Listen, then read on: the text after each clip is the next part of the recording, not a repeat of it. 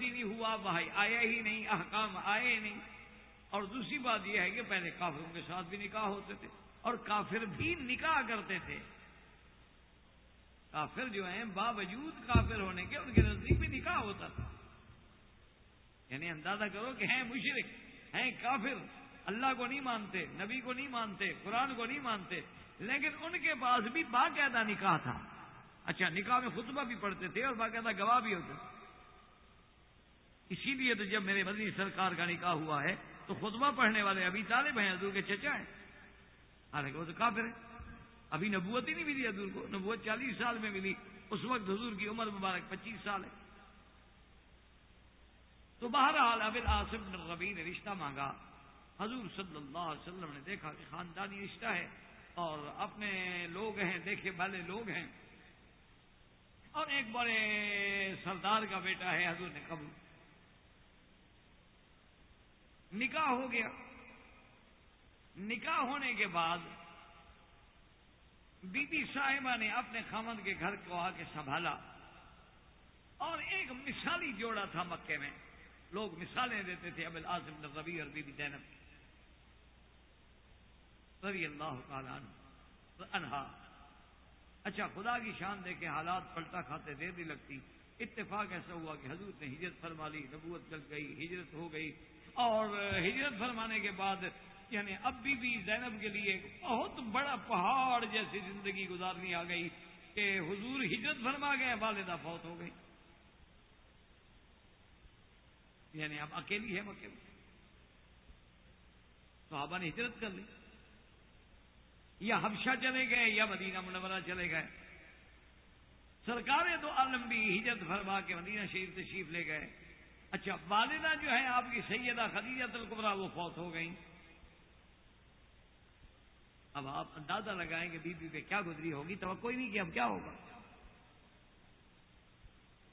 اسی زمانے میں جنگ بدر ہو. جنگ بدر میں قریش نے ابو العاص بن الربیع سے کہا کہ بھی تم بھی ہمارے ساتھ چلو، مسلمانوں سے مقابلہ کر رہے ہیں. تو ابو العاص بن الربیع جو ہے وہ بھی کافروں کے ساتھ نکلے حضور کے ساتھ جنگ کرنے کے لیے. تو اس جنگ میں نتیجہ یہ نکلا کہ جب کافروں کو شکست ہوئی، ان کے 70 بڑے بڑے لوگ مارے گئے اور 70 قیدی ہوئے. تو ان قیدیوں میں یہ ابو العاص بن الربیع بھی ہیں، یہ داماد نبی جو ہیں یہ بھی قید ہو گیا. جب حضور صلی اللہ علیہ وسلم نے دیکھا کہ ابو العاص بن الربیع ہیں، حضور صلی اللہ علیہ وسلم نے اپنے صحابہ سے کہا کہ دیکھو اب یہ چاہے میرا داماد ہے لیکن اب کفر اسلام کا مسئلہ ہے، وہ کفر پہ ہے اور ہم دین اسلام پہ. لہذا اگر تم چاہو تو میں یہ چاہتا ہوں کہ قیدیوں سے تھوڑا نرمی کرو.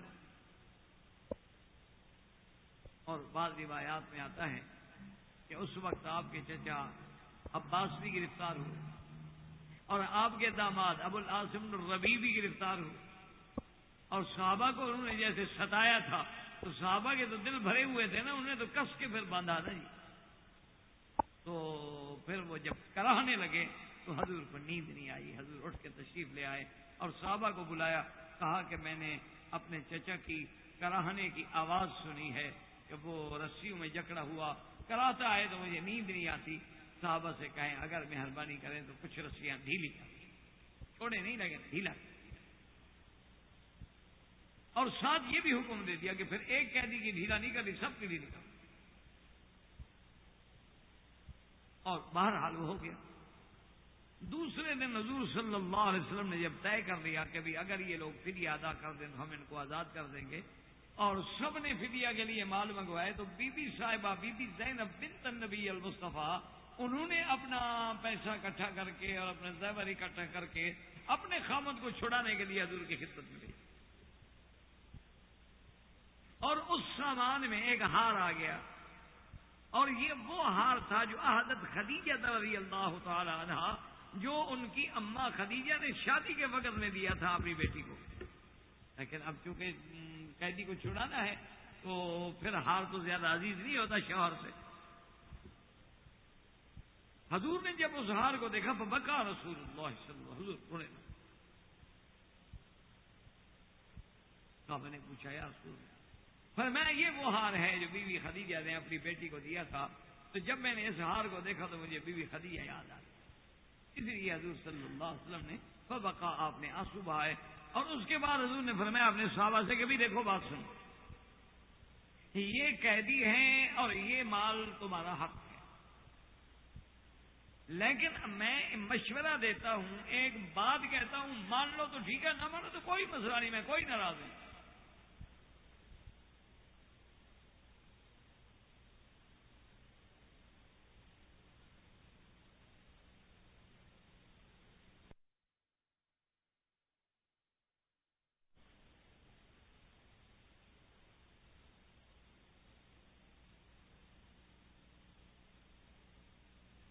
میں مشورہ دیتا ہوں، ایک بات کہتا ہوں، مان لو تو ٹھیک ہے، نہ مانو تو کوئی مسئلہ نہیں، میں کوئی ناراض نہیں۔ انہوں نے کہا حضور فرمایا اگر چاہو اس کا مال بھی اس کو واپس کر دو اور اس کو آزاد بھی کر دو۔ حضور صلی اللہ علیہ وسلم نے جب یہ کہا، صاحب نے کہا یا رسول اللہ، ہماری تو جانے قربانی، تو معمولی سی بات، ایک قیدی کو چھوڑ دینا، اچھا ہمارے مقدر میں نہ ہوتا، یہ قیدی نہ ہوتا تو ہم کیا کر لیتے؟ تو حضور صلی اللہ علیہ وسلم کے کہنے سے آپ کے داماد ابو العاص بن ربیع کو سامان جو ان کی بیوی نے بھیجا تھا وہ بھی واپس مل گیا، آزادی بھی مل گئی۔ لیکن حضور نے فرمایا ابو العاص ایک وعدہ کرو۔ انہوں نے کہا فرمایا یا رسول اللہ، آپ نے کہا کہ میری بیٹی کو مدینے بھیج، کیونکہ ان الاسلام قد فرق بینکما، اب چونکہ میری بیٹی مسلمان ہے اور تم کافر ہو، اور اسلام اور کفر جو ہے اب جمع نہیں ہو سکتے، مہربانی کر کے میری بیٹی کو جو ہے وہ مدینہ بھیج۔ انہوں نے کہا رسول اللہ میرا وعدہ ہے۔ بی بی زینب حاملہ تھی، ابو العاص بن ربیع نے واپس آ کر، اور اسی بی بی زینب سے آپ کی دو اولادیں بھی ہیں، ایک کا نام علی رکھا گیا اور ایک کا نام امامہ رکھا گیا۔ تو انہوں نے کہا کہ زینب بات یہ ہے کہ اب تیری میری جدائی کا وقت آ گیا، کیونکہ تیرے ابے کا فرمان ہے کہ ان الاسلام قد فرق بینکم بیننا، اسلام نے ہمارے درمیان میں جدائی ڈال دی ہے، اور میں نے تمہارے ابا سے وعدہ کیا تھا کہ اس کو میں بھیجوں گا، تیاری کر لو، میں تمہیں مدینہ ہجرت کے لیے بھیجوں۔ بی بی صاحبہ کو بڑا احساس ہوا، لیکن انہوں نے کہا کہ بس اب جب اسلام نے ہمیں جدا کر دیا ہے تو اب تو پھر کٹھے رہنے کا کوئی مقصد ہی نہیں۔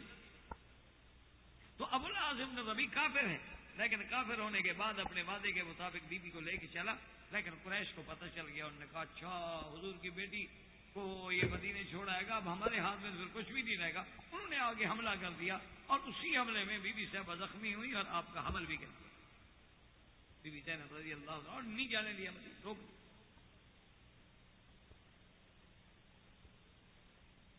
انہوں نے ابو العاص بن ربیع سے کہا یہ کیا کرے؟ انہوں نے کہا بھائی میں نے وعدہ کیا ہے حضور صلی اللہ علیہ وسلم۔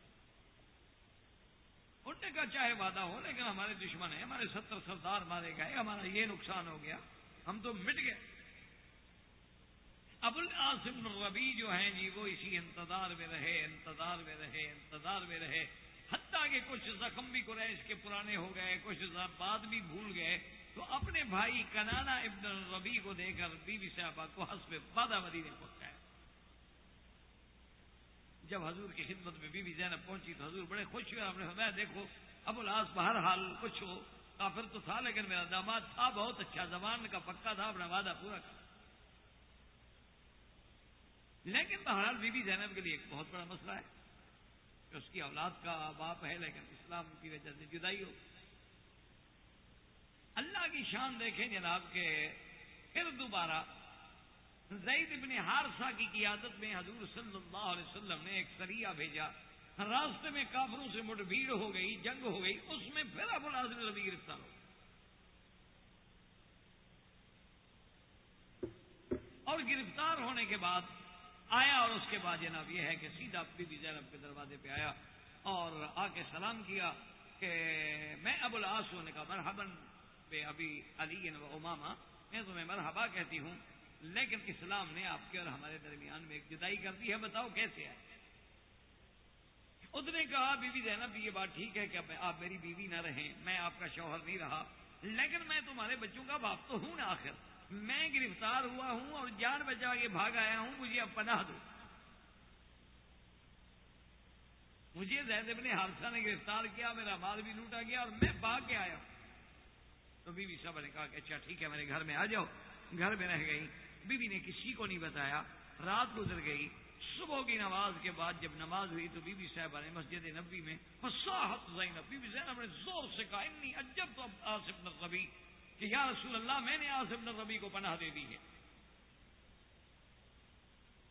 فقام رسول اللہ صلی اللہ علیہ وسلم، حضور کھڑے ہوئے، حضور نے فرمایا اپنے صحابہ سے بات سنو، یہ نہ کہنا کہ مجھے خبر تھی، ما علمت بہا شیئا، مجھے کسی بات کا پتہ نہیں، جیسے تم لوگوں نے ابھی بیٹی کی آواز سنی اسی طرح میں نے بھی ابھی سنی آواز، مجھے کوئی علم نہیں کہ اس کے گھر میں ابو العاص آیا ہے، اس نے چھپایا ہوا تھا، اس نے پناہ دی ہے، ما علمت بہا شیئا۔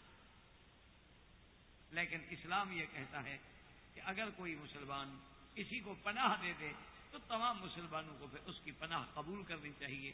اب چونکہ بی بی زینب نے اس کو پناہ دے دی ہے اور شریعت کا حکم یہی ہے، اس کے مطابق تم میری بیٹی کی پناہ کو قبول کرو۔ انہوں نے کہا قبلنا یا رسول اللہ، بالکل پناہ، کوئی بھی ابو العاص کو اب نہیں چھیڑے گا۔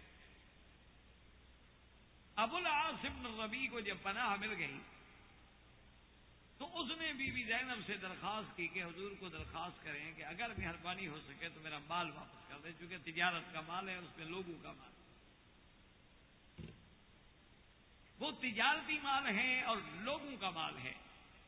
حضور پاک نے پھر صحابہ سے ریکویسٹ کی، اندازہ کریں یہ ہے انصاف اسلام کہ بھئی یہ تمہارا حق، اگر چاہو تو اس کو اجازت بھی دے دو اور مال بھی واپس کرو، اور اگر نہ چاہو تو فَإِنَّ لِلَّهِ وَلِرَسُولِهِ، پھر یہ مال غنیمت ہے، اللہ کے لیے، اللہ کے رسول کے لیے تقسیم۔ انہوں نے کہا یا رسول اللہ آپ کا اشارہ ہے، آپ فرماتے ہیں تو بات ہی کوئی نہیں، ہم نے معاف کیا، لے جائیں اپنا مال۔ تو ابو العاص بن الربیع جو ہیں اپنا سارا تجارتی سامان لے کے واپس آئے مکے میں، اور آ کے ہر آدمی کو جس جس کا مال تھا اس کے گھر پہنچایا۔ تمام قریش کو مال پہنچانے کے بعد دوسرے دن حضرت ابو العاص نے یا تیسرے دن یا کچھ دنوں کے بعد حرم مکہ میں جبکہ سارے بڑے بڑے جو لوگ تھے موجود تھے، انہوں نے کہا کہ اہل مکہ آپ لوگوں نے اعتماد کر کے مجھے مال دیا تھا تجارت کے لیے، میں گرفتار ہو گیا، میں پکڑا گیا، میں واپس آ گیا، اب یہ بتاؤ اللہ کے گھر میں بیٹھ کے کہ تم لوگوں کا کوئی حق تو میرے پاس نہیں۔ انہوں نے کہا قد اوفیتا وادیتا، کہ تم نے وفا کی اور بالکل امانت تم نے پوری کر دی ہے، کوئی ایک ڈھیلا بھی ہمارے پاس نہیں ہے۔ اس نے کہا اگر کسی اہل مکہ کا مجھ پہ حق ہے تو کھڑے ہو جاؤ، میں حق ادا کروں۔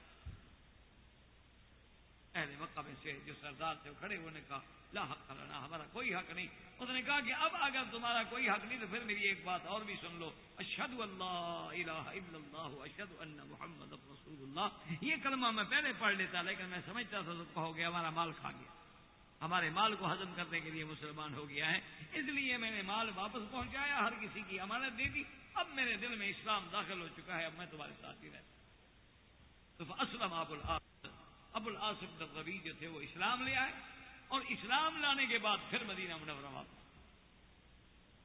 اب جب مدینہ منورہ واپس آئے تو آنے کے بعد پھر اپنی بیوی کے دروازے پہ پہنچے تو بی بی صاحبہ نے پوچھا کہ مرحبا بابن علی و امامہ، کہ میں مرحبا کہتی ہوں علی اور امامہ کے باپ کو، لیکن کئی وجہ تھا، اب پھر کیسے آ گئے تم؟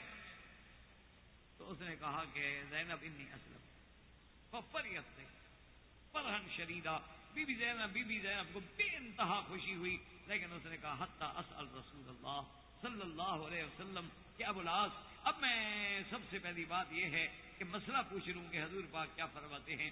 جب حضور کی خدمت میں آئی آگے بتا، حضور بھی بے انتہا خوش ہوئے، آپ نے فرمایا زینب الحمدللہ اب جب تمہارا شوہر اصلی پھر اسلام قبول کر تو اب نئے نکاح کی کوئی ضرورت نہیں، وہی نکاح صاحب کا تھا۔ اب بی زینب اور ابو العاص بن الربیع نے زندگی پھر کٹھی مدینے میں گزاری، لیکن اللہ کی شان ہے، اللہ کو یہی منظور تھا کہ 1 یا 1.5 سال کے بعد بی بی زینب جو ہیں اس نزیب کی وجہ سے وہ جو ظالموں نے حملہ کیا اور بی بی صاحبہ کا حمل گر گیا تھا، اس کے بعد بی بی صاحبہ کو خون کی تکلیف ہو گئی تھی، خون جاری تھا، تو وہی خون کی بیماری لوٹ آئی اور اس کے بعد بی بی زینب اسی بیماری کی وجہ سے فوت ہوئی رضی اللہ تعالی عنہا وارضاہا۔ تو سرکار دو عالم رحمت دو جہاں، اب آپ اندازہ کریں کہ اسلام آپ تو کہتے ہیں نا جی، مگر اب تو کہتا ہے نا اسلام نے عورت کو کیا دیا ہے جی، اس کی تو دیت آدھی کر دی، اس کی تو گواہی آدھی کر دی۔ اب آپ اندازہ کریں کہ ایک عورت کی امان کو اسلام کتنی بڑی امان دیتا ہے کہ ایک بچی کھڑے ہو کے اعلان کر دیتی ہے کہ میں نے تمہارے دشمن کو پناہ دی ہے۔ کہہ دینا تو بڑا آسان ہے۔ آج کہتے نا ان کو جو صرف باہم کے دشمن ہیں، کوئی یقین نہیں کہ انہوں نے ہمیں نقصان پہنچایا، ایک تخیل ہے، ایک خواب ہے، ایک خیال ہے، اس کو معاف کر دیں۔ ایک تصور ہے نا جی، ایک خیال ہے کہ ان لوگوں نے مثلاً بھی ہمارے اس ٹریڈ سینٹر پہ حملہ کر دیا ہے، لیکن حقیقت تو اللہ جانتا ہے، کسی نے آنکھوں سے دیکھا نہیں۔ جہاں دلائل اس کے حق میں آتے ہیں وہاں دلائل سارے خلاف بھی آتے ہیں، اور خلاف دلائل دینے والے بھی ان کے اپنے لوگ ہیں۔ انہوں نے کتابیں لکھی ہیں، انہوں نے تحقیق کی ہے، بلکہ اب تو نہیں ایک تحقیق ہے یہ بھی آ چکی ہے کہ وہ پورے جہاز جو تھے ریموٹ کنٹرول تھے، اور جو اندر بندے تھے وہ لگنے سے پہلے مر چکے تھے بیچارے۔ اب تو یہ تحقیق بھی آ چکی ہے، لیکن اس کے باوجود کیا اگر وہ شک والا قیدی مل جائے تو یہ چھوڑ دیں گے جو اپنے آپ کو انسانی حقوق کا بہت بڑا محافظ مانتے ہیں؟ لیکن اسلام دیکھو، اسلام ایک عورت کی عزت کہ وہ پورے مدینے والوں کا دشمن ہے، جنگ کی ہے، اس نے جنگ میں پکڑا گیا ہے، اس سے بڑا جرم کیا ہے بھائی؟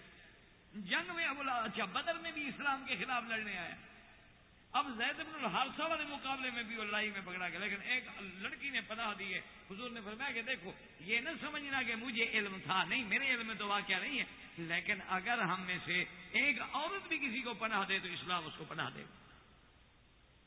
اس سے بڑا مقام کسی نے آج تک عورت کو دیا ہے؟